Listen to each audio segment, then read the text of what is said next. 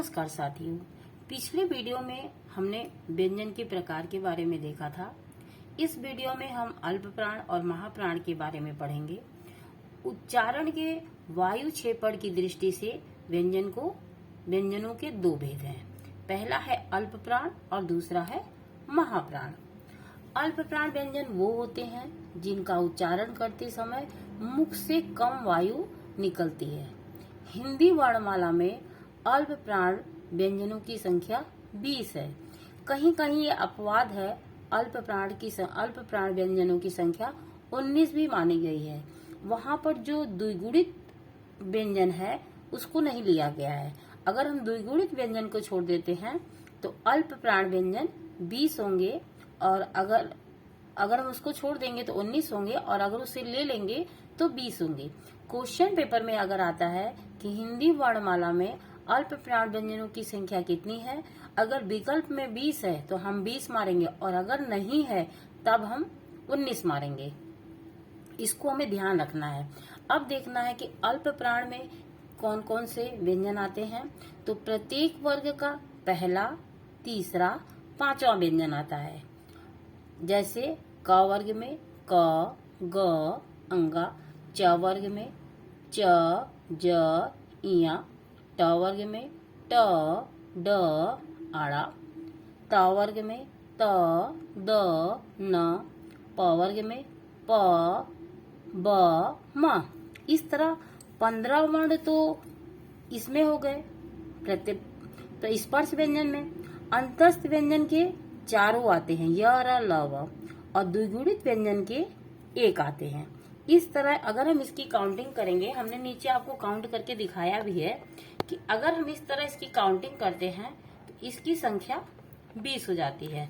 और अगर द्विगुणित को निकाल देते हैं, कुछ विद्वानों ने हिंदी के क्या किया है कि द्विगुणित को अल्प प्राण नहीं माना है, उन्होंने इसको निकाल के बात की है। तो जब हम द्विगुणित व्यंजन को हटा देते हैं तो अल्प प्राण की संख्या 19 हो जाती है। लेकिन भाषा विज्ञान के जो सामान्य क्वेश्चन है उसमें अल्प प्राण की संख्या 20 माना गया है। इसलिए हम बता रहे हैं कि अगर विकल्प में 20 रहेगा तो हम पहले 20 मारेंगे, और अगर नहीं रहेगा तब हम मान लेंगे कि किसी हिंदी के विचारक के अनुसार यह प्रश्न पूछा गया है। उसमें विचारक का नाम तो दिया नहीं रहेगा क्योंकि ये सामान्य हिंदी का पेपर है, तो उसमें 19 मारेंगे। इसका विशेष रूप से ध्यान देना है। ये कुछ क्वेश्चन हिंदी के विवादित हैं, और हर विषय के कुछ क्वेश्चन विवादित होते हैं। तो इसमें ये क्वेश्चन विवादित है कि अल्प प्राण को 19 मारा जाए या 20।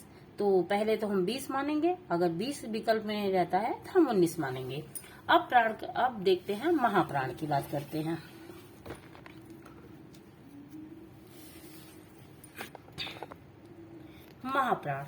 महाप्राण व्यंजनों के उच्चारण में हकार जैसी ध्वनि विशेष रूप से रहती है और श्वास अधिक मात्रा में निकलती है। हिंदी वर्णमाला में महाप्राण व्यंजनों की संख्या 15 है। वहाँ कितनी है? 20 है, और यहाँ कितनी है? 15 है। प्रत्येक वर्ग का दूसरा और चौथा वर्ण, जैसे क वर्ग का क और ख, च वर्ग का छ और झ, ट वर्ग का ठ और ढ, त वर्ग का थ और ध, प वर्ग का फ और भ। इस प्रकार स्पर्श व्यंजन के तो 10 हो गए, ऊष्म व्यंजन के चारों स और ह, और द्विगुणित में एक व्यंजन लिया गया है। इस प्रकार महाप्राण व्यंजनों की संख्या 15 हो गई है। यहाँ भी विवाद है। कुछ लोग महाप्राण व्यंजनों की संख्या 14 मान रहे हैं, और कुछ लोग 15 मानते हैं। तो अगर विकल्प में 15 रहेगा तो हम 15 मारेंगे, और नहीं रहेगा तो फिर हम 14 मानेंगे। एक क्वेश्चन नीचे छूट गया जो बहुत इम्पोर्टेंट है कि महाप्राण हिंदी साहित्य में महाप्राण का कवि किसे कहा जाता है। उसको हमने यहाँ कोड नहीं किया है, ये हमें अभी याद आ रहा है। तो जो सूर्यकांत त्रिपाठी निराला जी हैं उनको महाप्राण का कवि माना जाता है। इसको हम आगे किसी क्वेश्चन बैंक में हेडलाइन के रूप में दे देंगे, लेकिन यहाँ हम इसकी चर्चा कर देते हैं कि महाप्राण कवि किसे कहा जाता है? सूर्यकांत त्रिपाठी निराला जी को। अब हम बात करते हैं अघोष और सघोष की। यहाँ पे ये चारों चीजें बहुत इंपॉर्टेंट हैं। अल्प प्राण, महाप्राण, अघोष और सघोष। इस अगर बहुत कठिन पेपर बनेगा तो यहाँ से क्वेश्चन बनेंगे, क्योंकि ये हिंदी साहित्य के थोड़े से टिपिकल प्रश्न माने जाते हैं। अघोष और सघोष, सघोष को घोष भी कहते हैं। अब नाद की दृष्टि से कंपन के आधार पर व्यंजन को दो भागों में बांटा गया, अघोष व्यंजन और सघोष व्यंजन। अघोष व्यंजन जिनके उच्चारण में केवल सांस का उपयोग किया जाता है, इनके उच्चारण से गले में कंपन नहीं होता है। इसमें कौन कौन से वर्ण आते हैं? प्रत्येक वर्ग का पहला और दूसरा वर्ण, जैसे क वर्ग का क ख, च का च छ, ट का ट ठ, त का त थ, प का प फ। और ऊष्म व्यंजन आते हैं, यानी तीनों सा आते हैं। एक चीज ध्यान रखने वाली बात है कि जो अघोष व्यंजन है उसमें ऊष्म व्यंजन में तीनों सा आते हैं, ह नहीं आता है।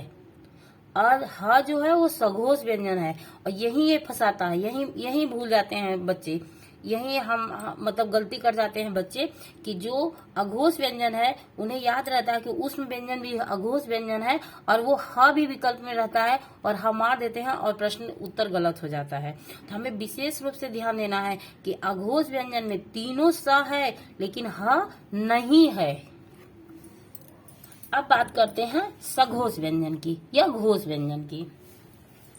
जिन व्यंजनों के उच्चारण में गले में कंपन होता है, इसमें प्रत्येक वर्ग का तीसरा, चौथा और पांचवा वर्ण आता है।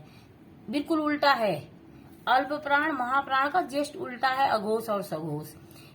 जैसे क वर्ग में ग घ अंगा, च वर्ग में ज झ इया, ट वर्ग में ड ढ आड़ा, त वर्ग में द ध न, प वर्ग में ब भ म। सारे स्वर जो है वो सघोष में आते हैं। अंतस्थ व्यंजन भी सघोष में आते हैं, य र ल व, और ऊष्म व्यंजन का ह। इसको विशेष रूप से ध्यान देना है कि सघोष व्यंजन का ह जो है वो इसी में आता है। तो हमें अधिकतर प्रश्न पूछा जाता है कि ह सघोष व्यंजन है कि अघोष व्यंजन है, तो हमें याद रखना है कि ह जो है वो सघोष व्यंजन है।